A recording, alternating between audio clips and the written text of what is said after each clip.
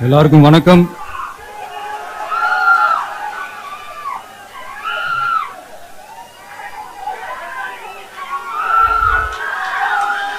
இன்னைக்கு நம்ம எல்லாருக்குமே ரொம்ப சந்தோஷமான ஒரு நாள்.